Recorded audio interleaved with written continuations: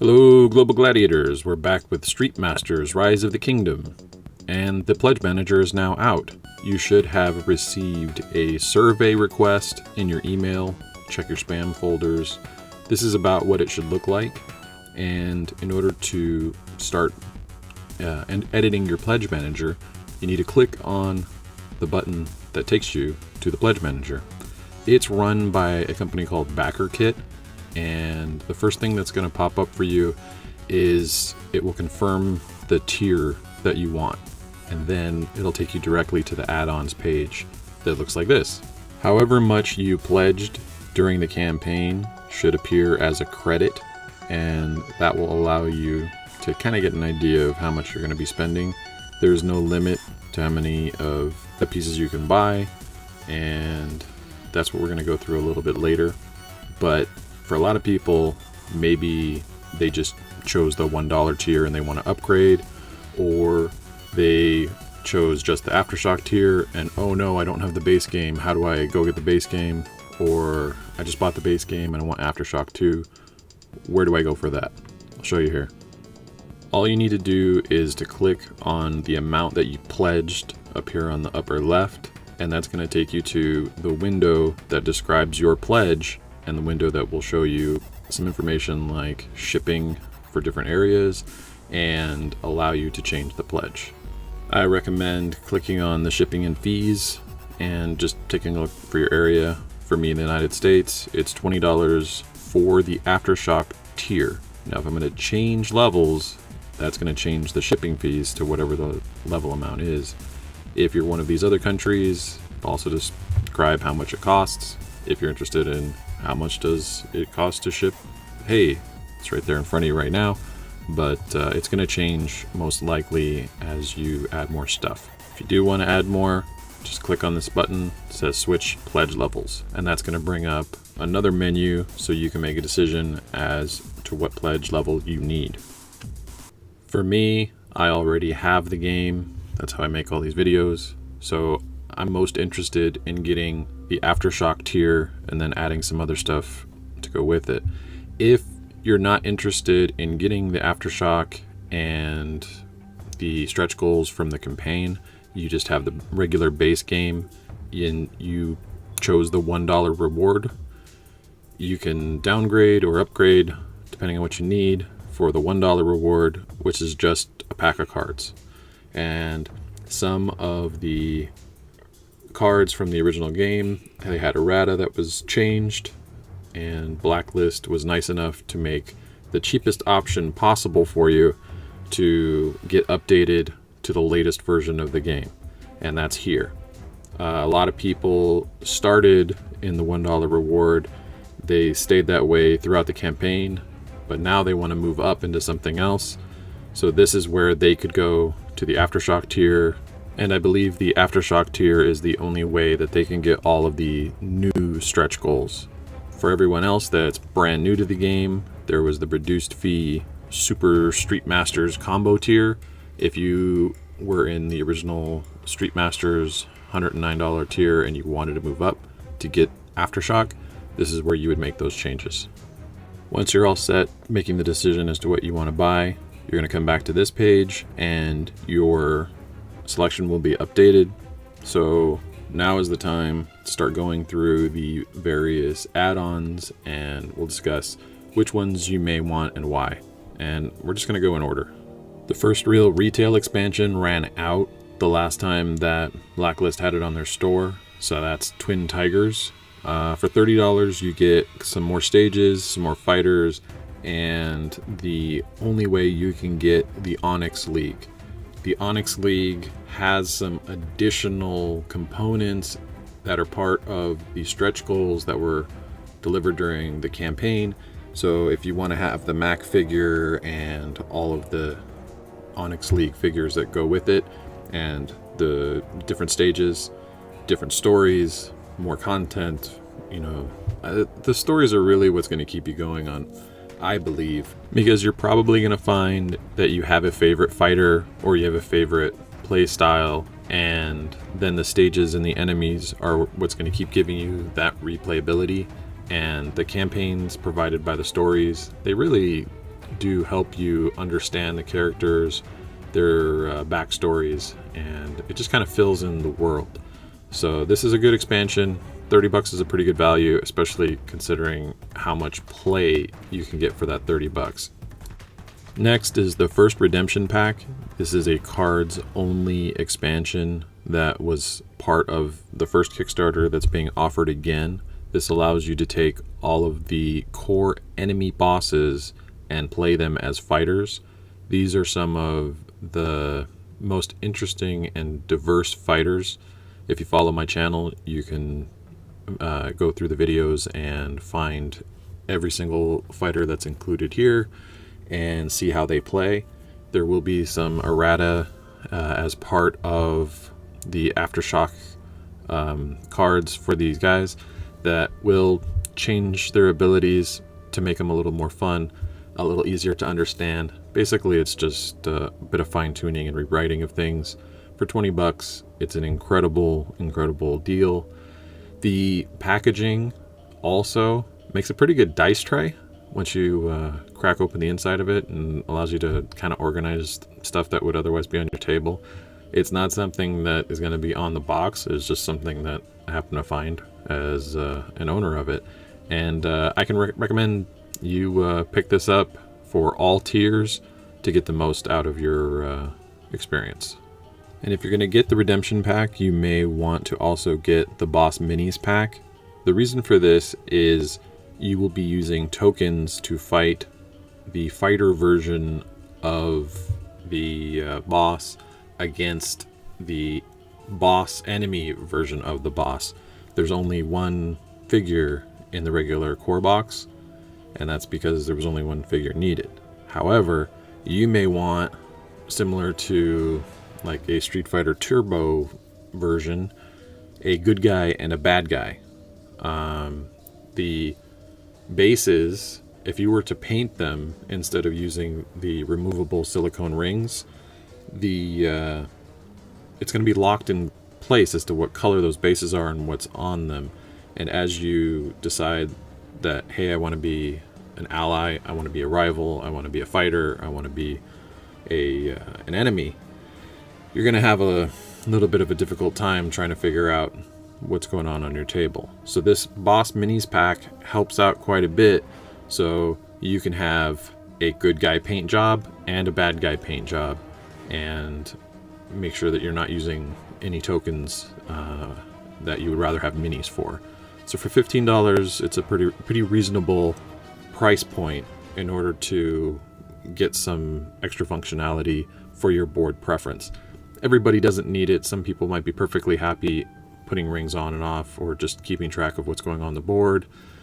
But for the people that want a different experience for good guy and bad guy, this is what it's for. You get the same possible experience for all of the other stuff that didn't have a fighter deck in Redemption 2. That is all of the bosses that come in Aftershock, the Mac fighter for Twin Tigers, and all of the bosses for the Aftershock stretch goals. There's also Shin Yokai, who is Legend of the Oni's boss, and that was included with it's a free expansion that was included with the Street Masters core box. So all of those are included here. In the interest of full disclosure, the stuff I helped out with the most, I believe, is in here. I helped out with some other stuff that's part of stretch goals you'll get automatically anyway, but hey, if you want to see some of the stuff I helped with, this is why I'm buying it. I like the original Redemption box, and I want to see my stuff. So I'm going to hope that when you buy it, you go on the channel and you tell everybody what your favorite one is, and then I secretly can be happy if it was mine, and secretly vengeful if it was not one of mine. Nah, I'm not going to be vengeful. They're all pretty good. And the fighters all are very, very different. I've seen them all from the playtest. They've been pretty thoroughly vetted, so I can tell you these guys are going to be still very different than what you would get on the regular core box, or from the Aftershock box, or even from the Redemption 1 box, but still fun. The way that the Saddlers were able to change the mechanics around. I'm looking forward to being able to make the videos for this when it finally comes out.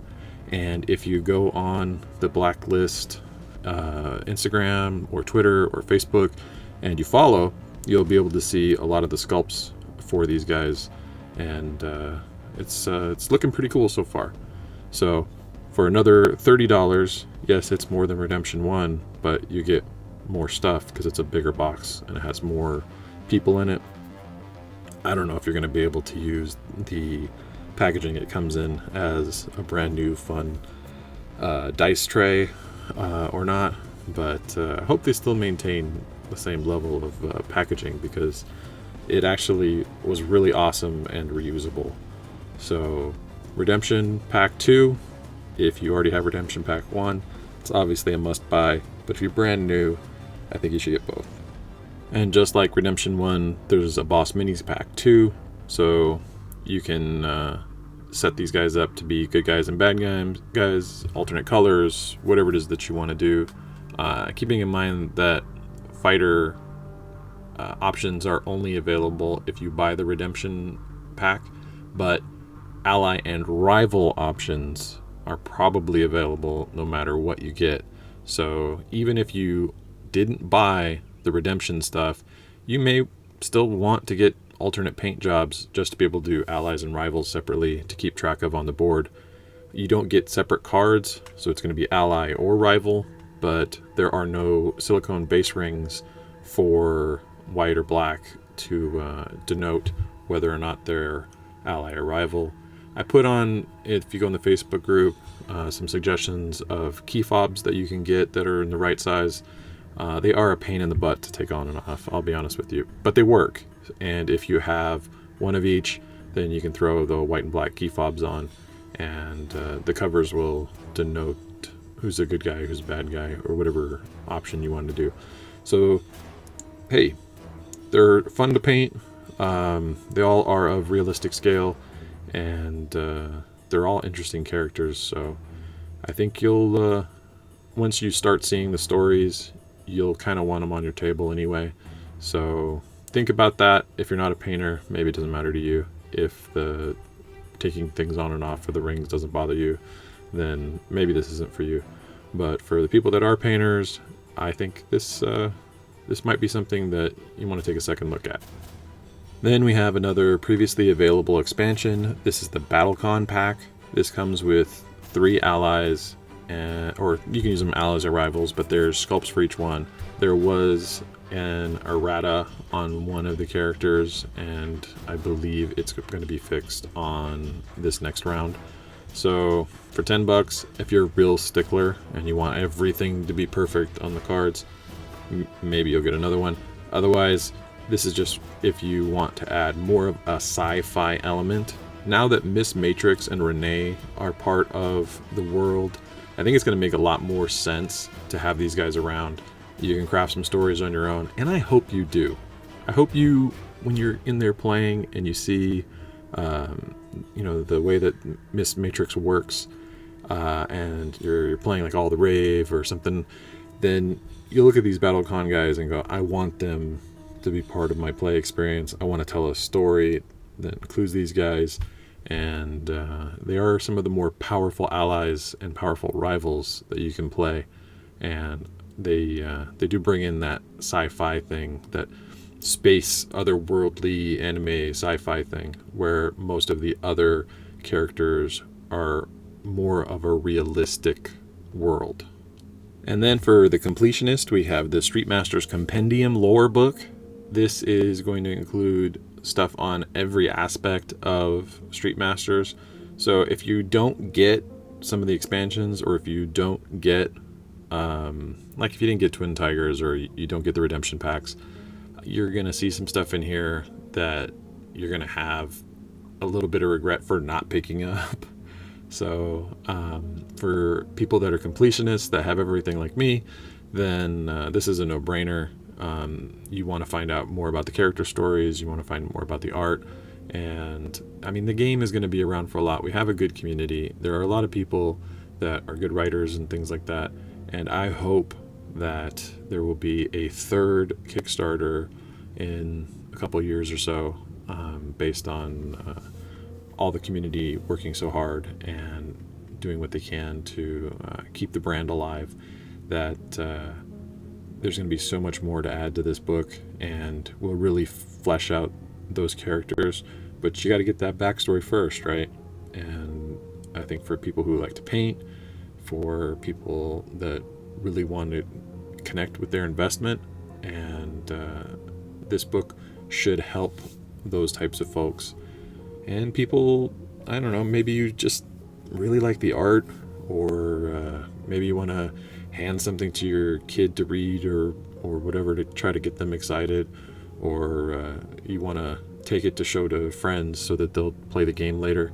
This is a pretty good investment for all of those things. I've read some of the stories because I had to help out with some of the writing. I don't think I've read final versions of anything, but I think you're going to be surprised about the backstories of these guys. Then we have the neoprene mats. These are for an organized gamer. You get one per $10 purchase, so you need to make sure that you adjust the quantity if you want 4. 4 is the maximum number of fighters you're going to use. I suggest, even if you're a solo player, that you play with at least 2 fighters.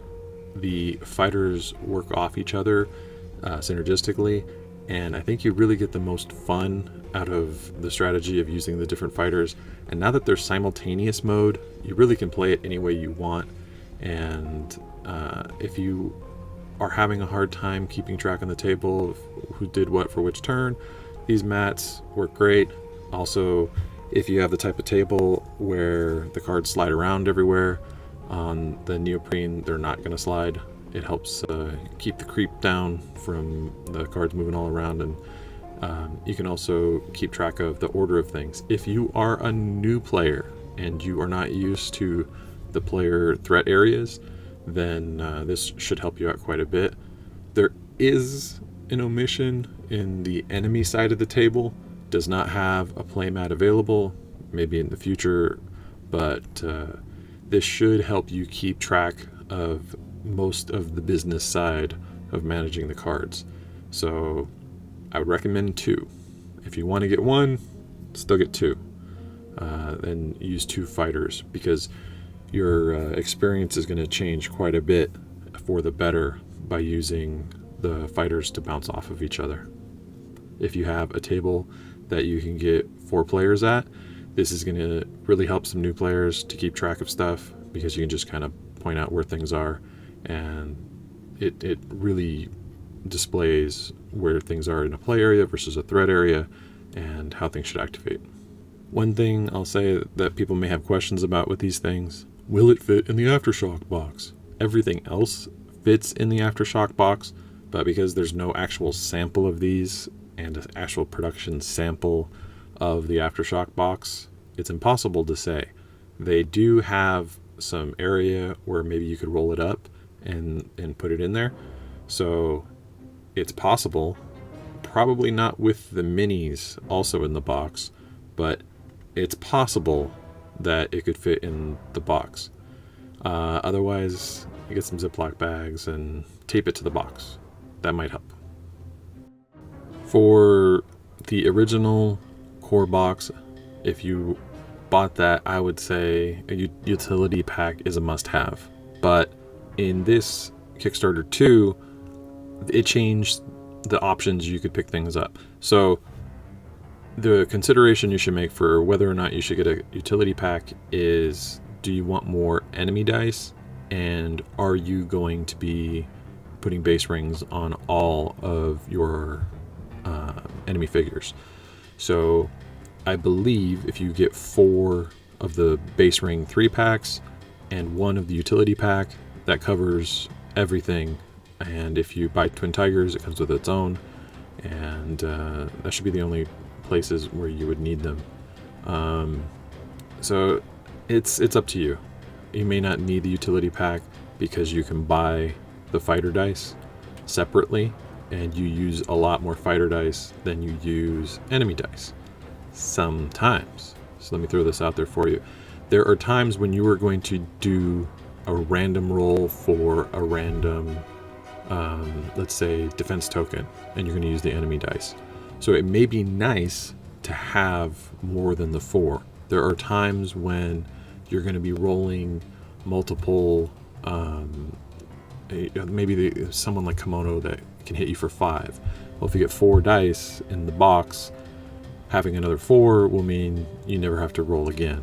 And for the type of players that are, I don't want to share any dice with anybody, okay, and get 1 or 2 of these, maybe 3 or 4 of these, depending on how many people are at the table that won't share. And that's up to you. For $10, it actually does help out quite a bit to have those extra dice. The amount of dice you need to play the game are absolutely in the box. It is not a requirement. It's just a matter of convenience. How much convenience do you need to have in your life? The utility pack will help add to that. And here we are with the base rings, the triple pack. Again, if you're going to do everything, you should get 4 of these, and they fit really well. And I don't know any other games that they fit for. They're silicone, and they also help weight down the bottom, which I find is nice. The texture of the silicone causes extra drag, and the heavier weight, it just makes them stand a little easier, and they feel a little better in your hand.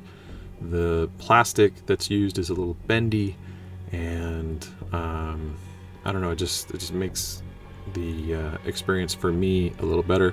For you, if you just want hard plastic on board, then maybe you'll paint instead of use these. But for me, I like having them around. Then we have the fight dice. Like I said before, it's totally up to you and how much sharing you want to do and how much math you want to keep track of. You can get some big hits. You can get like, I think I've maxed out at like 24, and there are way bigger hits in the Aftershock fighters. You can do ridiculous amounts of damage. So having the original ones in the box, you're going to roll a bunch of times. Even if you get the utility pack, there might be some where you want to use more. I don't think, for me, more than 8 to 12 will be needed. I'll just keep track of it separately. Because they're exploding dice, you can just continue to roll the crits, and maybe you want to set them aside and so you can count them. Maybe you just want to keep the number in your head or do a tally. All of these various options, you need to decide on how you like to play. But for $5, you get some dice, and that helps out. You're like, oh no, $5 for dice. Let me tell you this. If you were to buy, let's say from CMON on their Kickstarters or anyone else, they sell you 8 dice for $10. It's just the cost of dice. So $1.25 a piece, however many you think you need, go ahead and pick these up. And finally, more dice. Turbo dice. So what do these do? These allow you to use your excess power to try to get more hits. There's a lot of times with the characters where you may not want to flip to the charge side just yet in order to use one of the abilities that's on the normal side.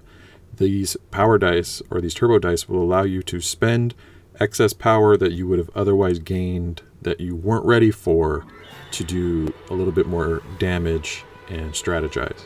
The trade-off is the enemies have exploding dice of their own, and that means there's a possibility where you could take more damage. That keeps the game exciting, adds some difficulty. I think it's actually more difficult with the turbo dice than without. So I would consider this to be like a hard mode, using these in the game. But maybe it'll also add some gambling and some strategies I haven't thought of in your game, and be fun for you. Again, if you don't want to share, then go ahead and get more, but you might be getting enough just with the regular. If you are at the $1 tier level, I think you have to buy it in order to get the turbo dice. So add those on if you're just at the $1 level and you wanted to add more stuff. Once you're done adding all the stuff that you want, you're going to get a total. It'll give you an estimate of the shipping cost. It'll give you an estimate of all of the quantities and everything added together and tell you a balance. Well, maybe you want to double check. And if you notice, I suggested that you get 2 neoprene fighter mats instead of just 1. So how do you change that? Well, lucky for you, Bliss is only a click away. So you just click in the little button, or in the little boxes, and a button will pop up with the up or down arrow. Or you can just put in 2 or for how many of whatever it is that you want. And there you go. Then go ahead and click next. It's going to take you to the shipping section. You need to go ahead and make sure your name, address, and phone number are all correct in case you forget to change it, or you moved, or something else weird happened since the last time you made an edit to Kickstarter or to BackerKit. And you can change this later. I'll show you in a bit how to come back in and make adjustments to BackerKit. But this is where they're going to send it. So if you have a permanent address that you're going to have available in a year from now, this should be shipping sometime at the end of this year. You know, boats and all kinds of other stuff, they take their own time. The manufacturing takes their own time. So I know they were hoping to have this out around October, but it might not arrive until the end of the year, December holiday area. So you want to put an address that is going to be as consistent as possible. If you're going to send it to your work, make sure that it says care of your name. If you're going to send it to your apartment, but you're planning on changing addresses, set yourself an update reminder that you need to come back to BackerKit and make that change. Set yourself up for success. Do it from here. Then you have one more chance to look and make sure everything is correct on your purchase, that your name is on there, and you're going to tell them how you're going to pay. So you're going to get credited for whatever is already in, but you're going to have to pay the shipping fees and for your add-ons. This is, you have a little bit of time. Keep up with the notifications as to when the pledge manager is going to close. If you're like me, you look at how much everything costs, then you go get the money and you send it off.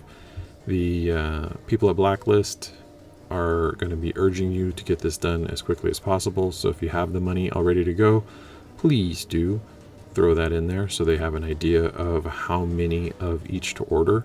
The faster everyone is able to pay and put in their estimates and the amounts that they want, even if you're only able to put in for a smaller amount now and you want to update it later, you can make those adjustments as long as the pledge manager is open. And after the pledge manager has closed, you need to contact Blacklist and hope that they can make those changes. There's no guarantee in life that they'll be able to make all the changes you want after the pledge manager is closed. So you want to get as much done here as you can. BackerKit is pretty usable. I think Black Box runs it. They're the people behind Cards Against Humanity. They've been around for a long time, and I've used them for a lot of different stuff, including the original Stream Masters fulfillment, and so far it's been pretty good. So just get a hold of them if you're in October of 2019 and everything's about to ship and, oh my god, I had to leave the country. Yeah, we'll get a hold of Blacklist and they'll make whatever changes for you that they can.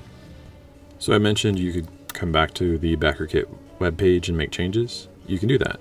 But because they've been used in so many campaigns, they really need to separate out the types of backers and, or let's say the types of accounts that you're coming back to. Are you a creator or are you a backer? For you, if you're watching this, you're a backer. So you can follow these steps.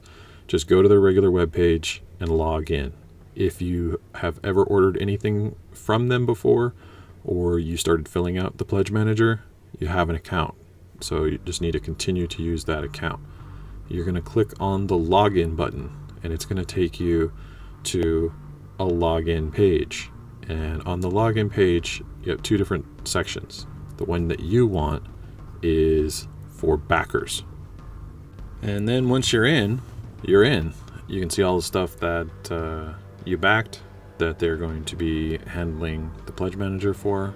For me, it says 20 projects. Yeah, makes sense. I got a bunch of stuff. I got a problem. What do you want? So anyway, because I haven't paid yet, it would say start your survey. It's still going to have all of the information that I kept in my cart, and it'll do the same for you.